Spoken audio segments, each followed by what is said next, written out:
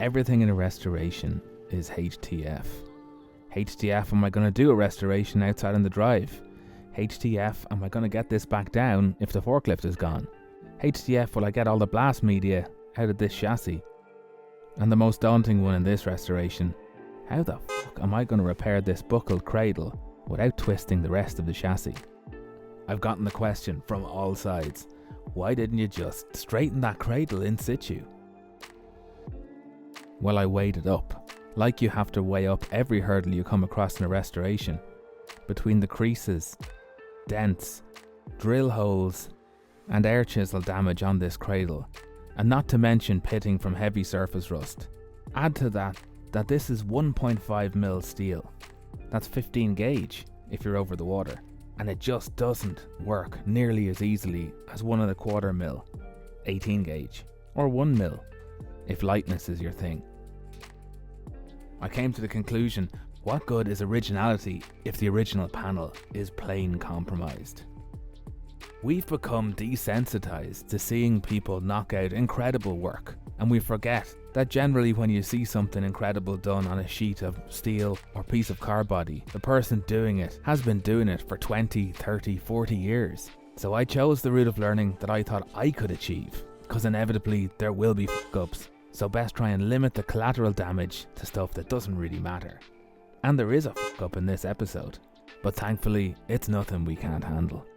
So last time I cut some oval holes to create a die in a real big piece of aluminium. And I messed it up, but I learned everything I needed to know to do it again.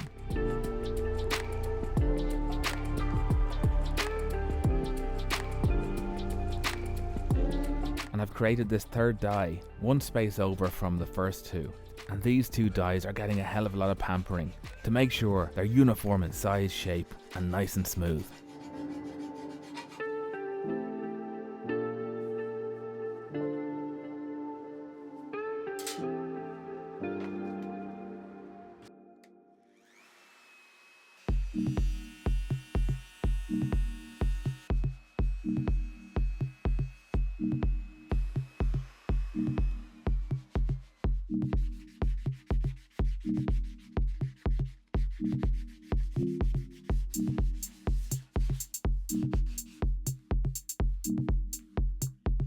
The next tricky bit was HTF, am I going to locate the holes on the new cradle? So I made a new template, this time with smaller ovals, to leave enough metal to form the flanges. And I gave the template edges to locate it against the sides of the cradle. I spent more than an hour checking measurements to get the location of these holes right. I shit thee nay.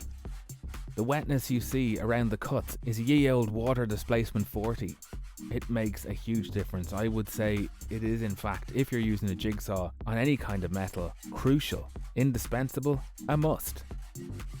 The edges of these new holes were filed and then sanded meticulously, because that's good practice, but also to save my lovely new bossing mallets that I'll show you in a bit.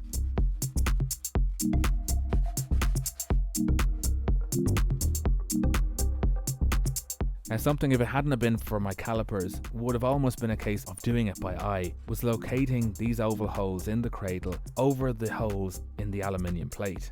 And I got a little bit inventive with a ruler, although I knew this was not a foolproof way. And then I plain got underneath our makeshift bench and took measurements until everything matched up.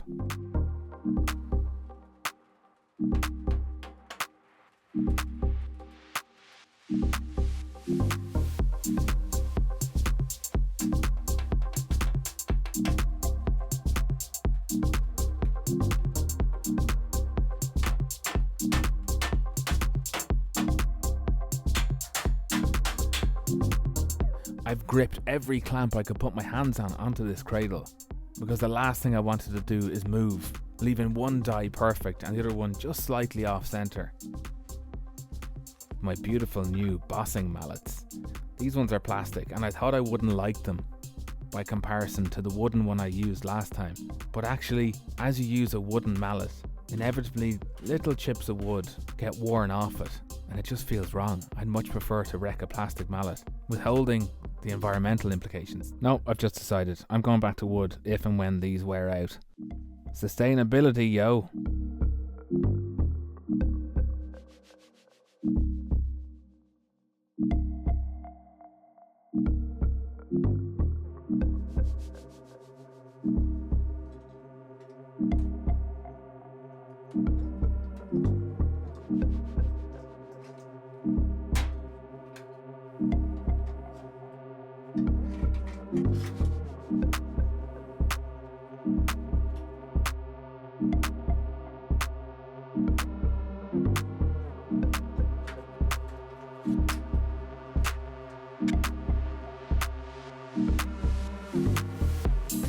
There it is.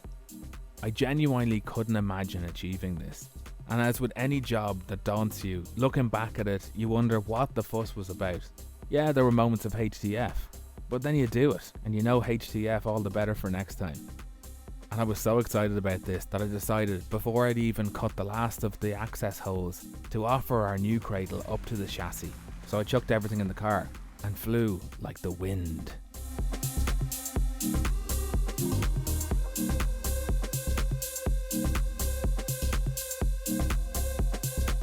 Whoa there, Nelly. Just before we offer up this cradle, there's a bit more cleaning up to do on the chassis and cutting down.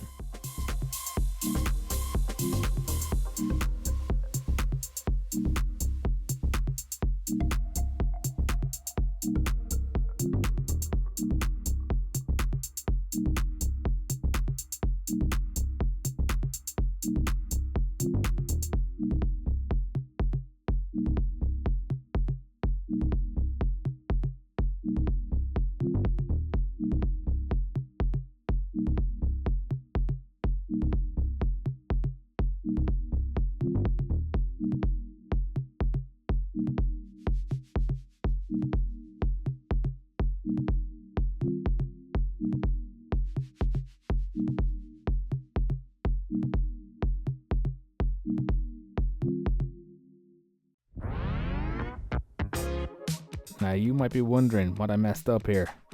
Well, all I can say is I'm glad that I didn't work on this panel anymore, because I spent a good portion of a week working on the wrong cradle. This is one of the earlier test pieces that I didn't realise I had mixed up with the final cradle that actually fits. And for a moment I entertained the idea that maybe this could be made fit, but no. We're chalking this one down to a second trial run. Don't worry, I'll spare you the pain. Next time I'll be putting the finishing touches on a finished panel. On the right panel. And if the great God, I've a package for you, is looking upon me favourably, I'll have a welder to weld the cradle back onto the chassis.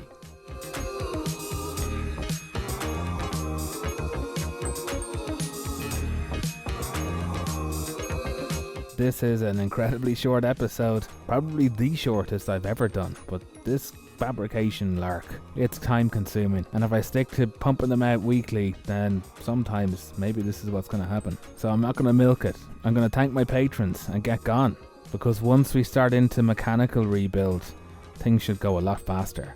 So to Aaron, Rob at Matchbox Garage, check that out on YouTube, Frank Schunak, Richard, William Keating, Mark Gibson of Grandblogismo. There's a man with a Series 2 Esprit on YouTube, and it's identical to mine, so check that out.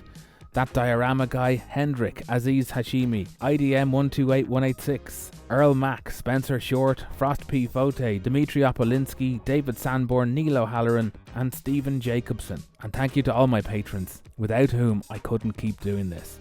Check out my website, the link is in the description, where you'll find all support options and merchandise, or follow the links at the end of the video for some of the same. If this is your first Soup Classic motoring video, check out the rest of the series, there's lots of good stuff there. I'm off to finish this chassis. I'll see you in a week, and until then, stay stuck in, and good luck.